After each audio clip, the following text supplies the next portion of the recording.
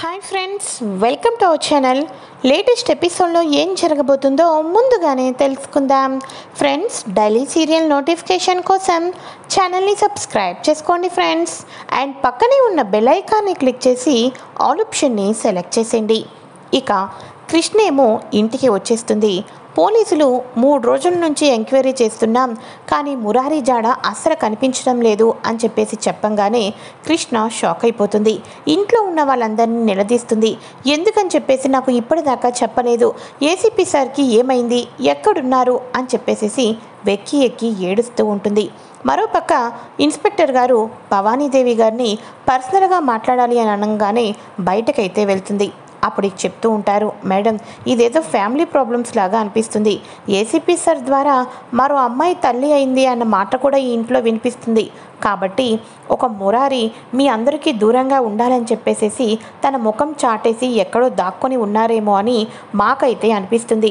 కాబట్టి మీకు ఎక్కడో ఒక చోట ఏదో ఒక అవకాశం దొరుకుతుంది.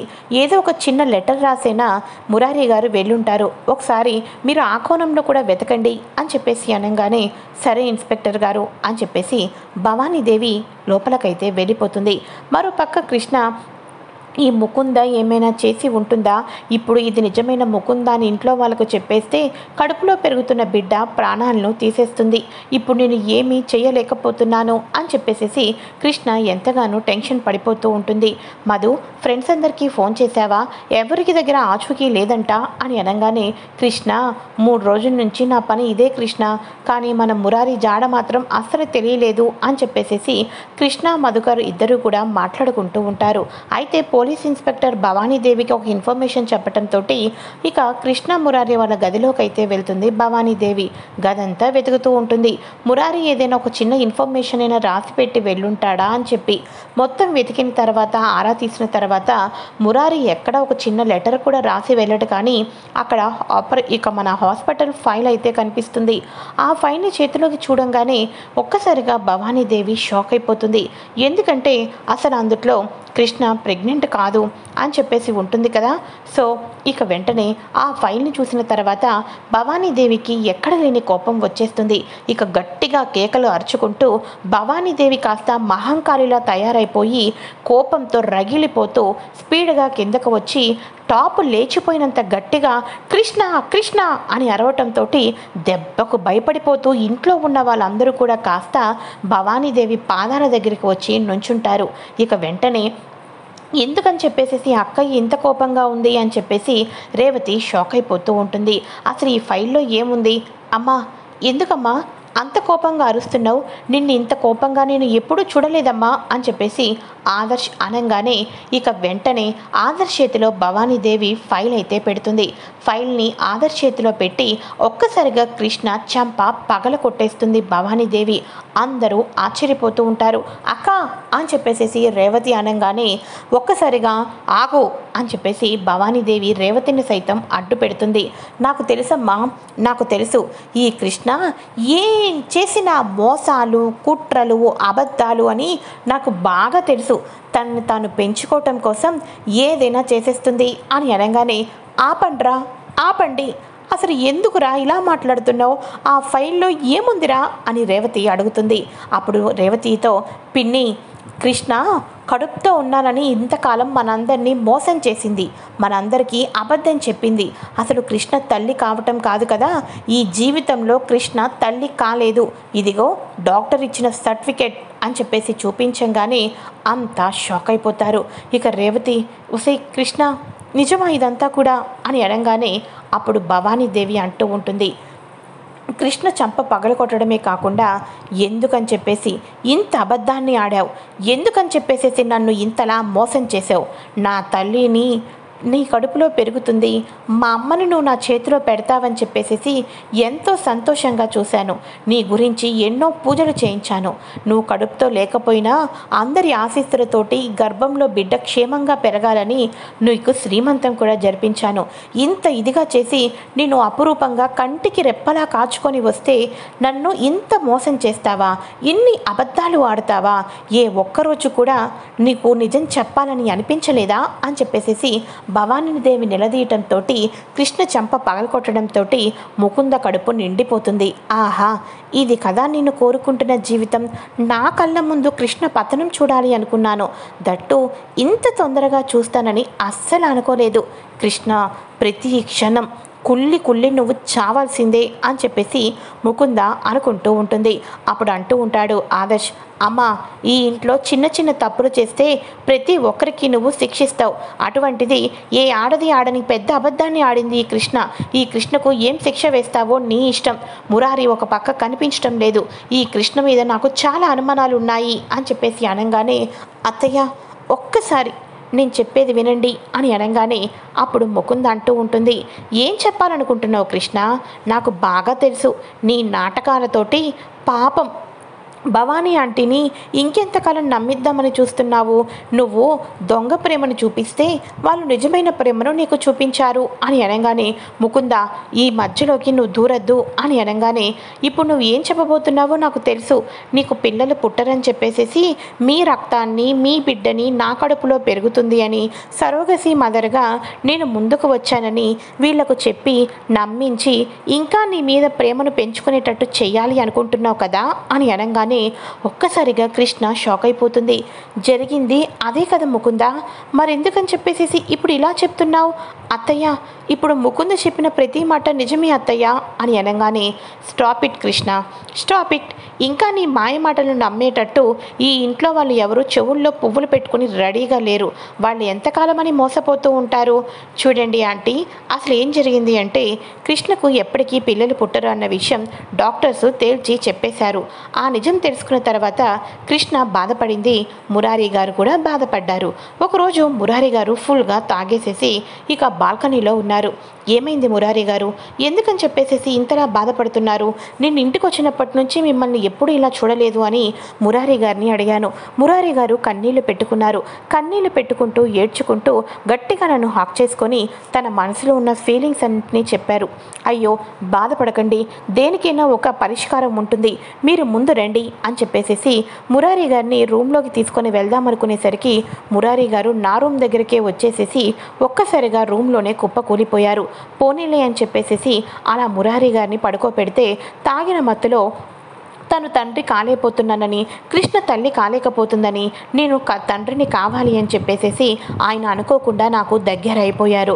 ఆ తర్వాత ఈ విషయాన్ని కప్పిపుచ్చాలి అంటే ఎలాగో కృష్ణ తల్లి కాలేదు కాబట్టి సరోగసి ద్వారా ముందుకు వెళ్దామని చెప్తే ఇక తను తప్పు చేసిన విషయము బయటపడదు.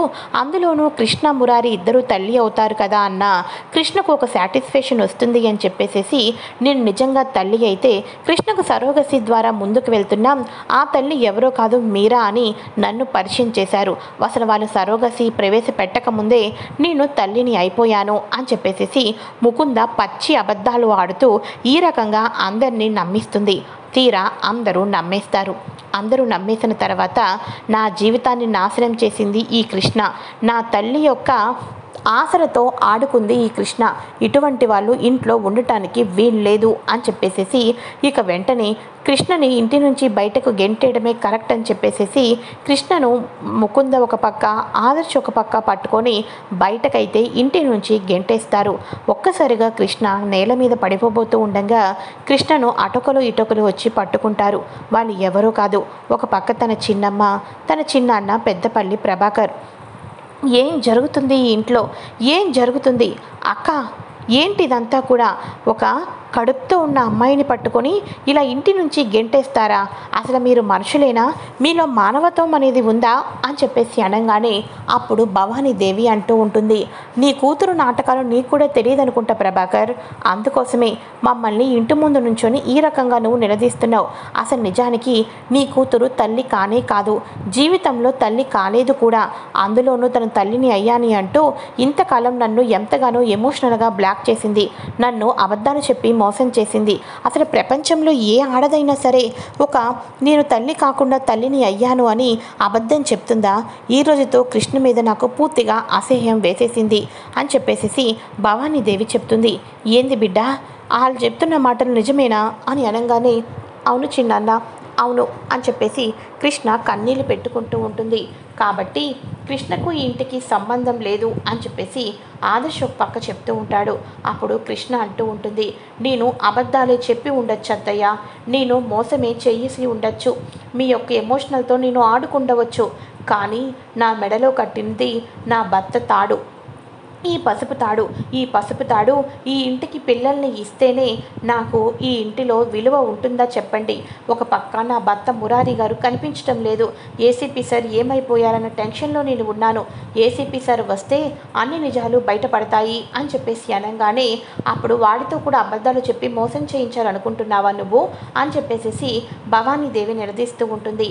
అప్పుడు కృష్ణ మాటలతోటి ఇంటి నుంచి గెంటేసిన కూతుర్ని పట్టుకొని శకుంతల అంటూ ఉంటుంది, చూడండి నా కూతురికి ఈ ఇంట్లో ఎప్పుడూ కష్టాలు తప్పలేదు, ఈ ఇంటి కోడలైనప్పటికీ కూడా ఈ ఇంటి కోడల్ని గెంటేసేసి ఎవరో ముక్కు మొహం తెలియని అమ్మాయిని నెత్తిన పెట్టుకుంటున్నారు, నా కూతురికి ఈ గెస్ట్ హౌస్ ఎప్పుడూ రాసి ఇచ్చేసినట్టు ఉన్నారు కదా, కాబట్టి మురారి మా అల్లుడు వచ్చిందాకా మేము గీడనే ఉంటాం, మా అల్లుడు వచ్చిన తర్వాత నిజ నిజాలు తెలుసుకొని అప్పుడు ఏ నిర్ణయాలు తీసుకుంటాం అని చెప్పేసేసి ఇక ఎప్పుడు అవుట్ హౌస్ అవుట్ ఉంటుంది కదా, ఆ అవుట్ హౌస్లోనే కృష్ణను పెట్టుకొని పెద్దపల్లి ప్రభాకర్ ఒక పక్క, శకుంతల పక్క కృష్ణను ఓదారుస్తూ ఉంటారు. ఏంది బిడ్డ, ఏంది ఇదంతా కూడా అని చెప్పేసి అనగానే ఇక అప్పుడు కృష్ణ వాడి ఒడిలో పడుకొని ఏడుస్తూ, ఏం చెప్పమంటావు చిన్నన్న, ఇక నిజం చెప్తేనేమో ఆ ముకుంద కడుపులో బిడ్డను చంపేస్తుంది, కానీ ఇప్పుడు ముకుంద బతికే ఉంది, చచ్చిపోలేదు, మీరా రూపంలో నన్ను ఇంకా ఆడిస్తుందన్న విషయం తెలిస్తే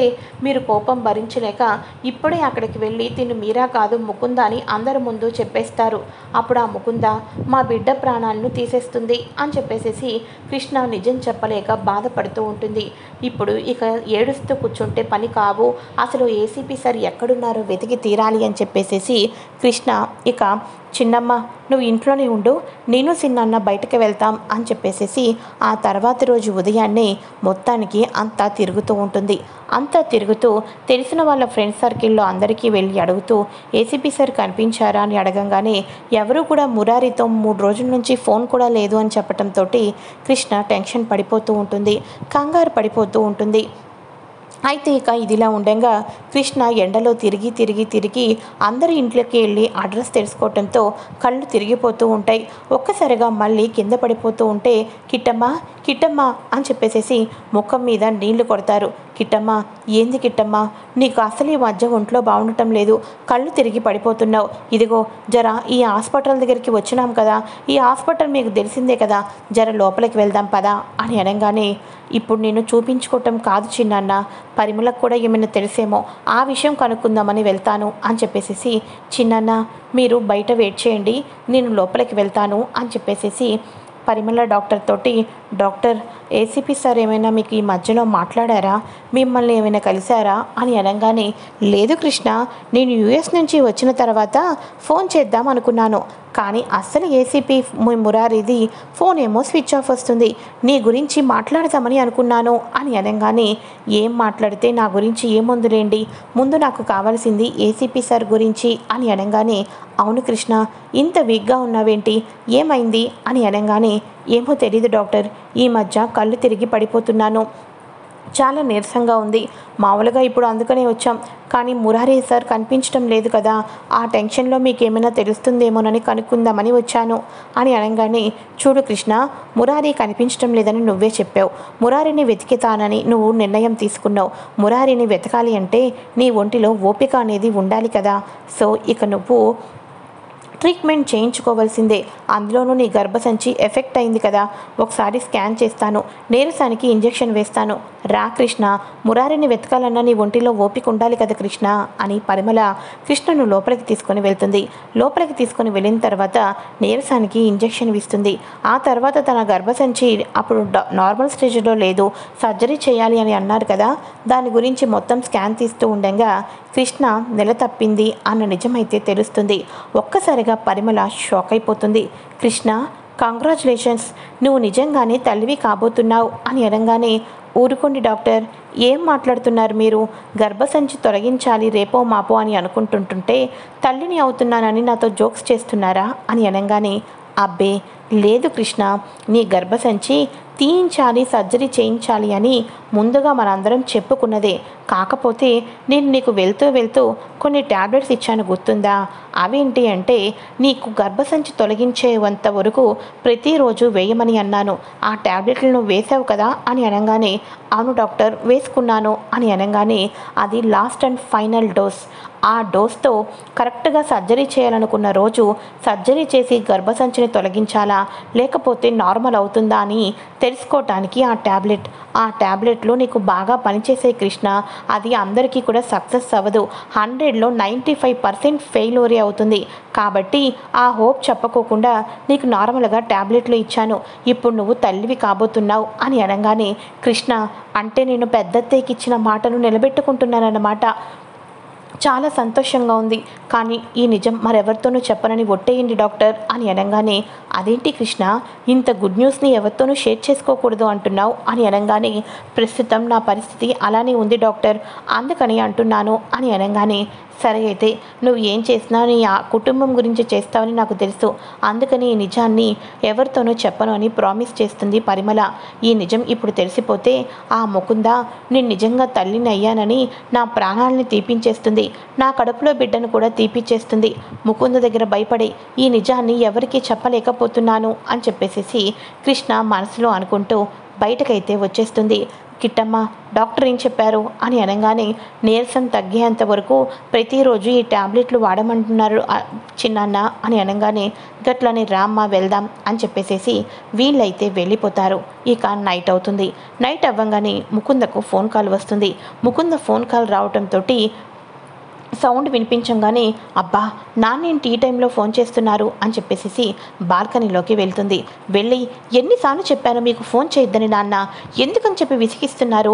ఈ ఇంట్లో పరిస్థితులు ఇప్పటికే చాలా తారుమారు అయిపోయినాయి. ఇటువంటి సమయంలో ఏదైనా బయటపడితే ఇంకేమైనా ఉందా? రేపు నేను మార్నింగ్ గుడి దగ్గరికి వచ్చి కలుస్తాను, డీటెయిల్గా మాట్లాడతాను, ఫోన్ పెట్టే నాన్న అని చెప్పేసి ముకుంద ఫోన్ని పెట్టేస్తుంది. ఈ మాటలన్నీ కూడా పూర్తిగా మన ఆదర్శ్ చెవిలో అయితే పడిపోతాయి. ముకుంద ఇంటికి వచ్చినప్పుడు ఒక అనాథ అని చెప్పింది. ఇప్పుడు నాన్న నిజాలు బయటపడిపోతాయి, నాన్న నేను రేపు మార్నింగ్ గుడి దగ్గర కలుస్తాను అని అంటుంది. ఏంటిదంతా కూడా అంటే ఇతను ఏదో నటిస్తుంది. ఈ మీరా ఏం చేస్తుంది? మీరా అనాథ అయినప్పుడు మీరాకి నాన్న ఎక్కడి నుంచి పుట్టుకు వచ్చాడు? అసలు మీరా నాన్న ఎవరు? ఇవన్నీ తెలుసుకోవాలంటే మీరాకు తెలియకోకుండా రేపు నేను గుడి దగ్గరికి వెళ్ళి తీరాల్సిందే అని చెప్పేసి ఆదర్శ్ కూడా అనుకుంటూ ఉంటాడు. అయితే ఇక ఉదయం అవ్వంగానే మీరా టెంపుల్కి వెళ్ళాలి అనుకుంటూ ఉంటుంది. నేను టెంపుల్కి వెళ్ళాలనుకుంటున్నాను అని అనగానే, హాస్పిటల్కి అయితే ఈ ఎండలో వెళ్ళొద్దు, డాక్టర్స్ ఇంటికి వచ్చి చెకప్ చేస్తారు, టిఫిన్ చేసినా పర్వాలేదు, టిఫిన్ చేసే నువ్వు వెళ్ళాలి అని చెప్పేసి మీరా మీద ఒక పక్క రేవతి, మరో పక్క భవానీదేవి ప్రేమని చూపిస్తూ జాగ్రత్తలు చెప్తూ ఇక తనని కంటికి రెప్పలా చూసుకుంటుండటంతో, ఇదే కదా నేను కోరుకున్న జీవితం, ఇంకొక్కటి మిస్ అయింది, మెడలో తాళి. మురారి చేత తాళిబొట్టు కట్టించేసుకుంటే ఆ పని కూడా అయిపోతుంది. ఇక నేను అనుకున్నది అనుకున్నట్టు సాధించేస్తాను అని చెప్పేసి, అలాగే ఆంటీ తప్పకుండా, కాకపోతే గుడికి వెళ్తే ప్రశాంతంగా ఉంటుందనిపిస్తుంది, గుడికి వెళ్ళి వెంటనే వచ్చేస్తాను అని చెప్పేసి ముకుంద గుడికైతే బయలుదేరుతుంది. అప్పుడు ఆదర్శ్, ఎక్కడికి వెళ్తున్నావో నేను తెలుసుకోవాలి అని చెప్పేసి అనుకుంటూ వెళ్తూ ఉంటాడు. గుడిలో శ్రీనివాస్ గారితో ముకుంద మాట్లాడుతూ ఉంటుంది. నాన్న అని చెప్పి గుడిలో మాట్లాడాలి అనింది, కానీ మీరా ముకుంద వాళ్ళ నాన్నతో మాట్లాడుతుందేంటి? ముకుంద వాళ్ళ నాన్నతోటి అంత సీక్రెట్గా మాట్లాడాల్సిన అవసరం అసలు ఏముంది అని చెప్పేసి అప్పటి నుంచి మీరా మీద, శ్రీనివాసరావు గారి మీద మన ఆదర్శ్కి అనుమానం అనేది మొదలవుతుంది. అయితే ఇక ఇదిలా ఉండగా దేవ్ వచ్చేసేసి, నా చెల్లెలు నిన్ను కిడ్నాప్ చేయమని మాత్రమే చెప్పింది, కానీ పిచ్చిది, నువ్వు కిడ్నాప్ చేసేసినంత మాత్రాన నువ్వు పెళ్ళికి ఒప్పేసుకుంటావని అనుకుంటుంది. నువ్వేమో నా చెల్లెల్ని పెళ్లి చేసుకో, కృష్ణను వదిలిపెట్టేసి అంటే నా మాట అస్సలు వినటం లేదు.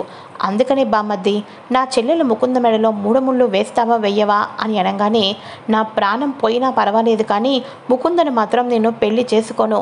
తను మీరాలాగా నటించి ఇప్పుడు ఇంత దాకా చేసిందన్న విషయం తెలిసిన తర్వాత ఇంకా తన మీద అసహ్యం వేస్తుంది, కానీ పెళ్లి చేసుకోవాలని ఏ మగాడి కనిపిస్తుంది అని చెప్పేసి మురారి దేవుతో మాట్లాడుతూ ఉంటాడు.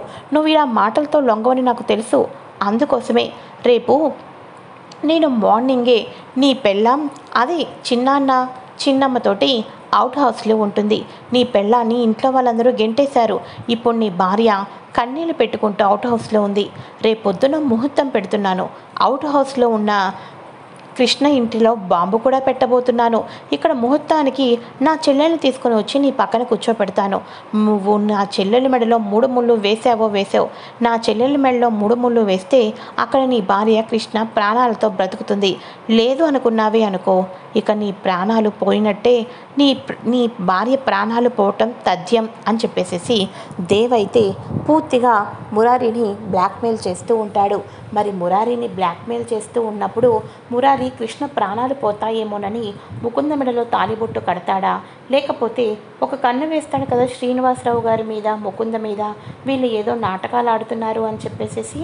సో ముకుంద మెడలో 3 ముళ్ళు వేసే సమయానికి ఆదర్శ్ తిను ముకుంద కాదు మీరాని అనే నిజం తెలుసుకొని పెళ్ళి ఆపి కృష్ణ మురారిలను ఒకటి చేయబోతున్నాడా? రానున్న ఎపిసోడ్లో ఏం జరగబోతుందో ముందుగా తెలుసుకోవాలి అనుకుంటే ఫ్రెండ్స్ తప్పకుండా ఛానల్ని సబ్స్క్రైబ్ చేసుకొని పక్కనే ఉన్న బెల్ ఐకాన్ని క్లిక్ చేసి ఆల్ ఆప్షన్ని సెలెక్ట్ చేసేయండి. Thanks for watching friends. Bye.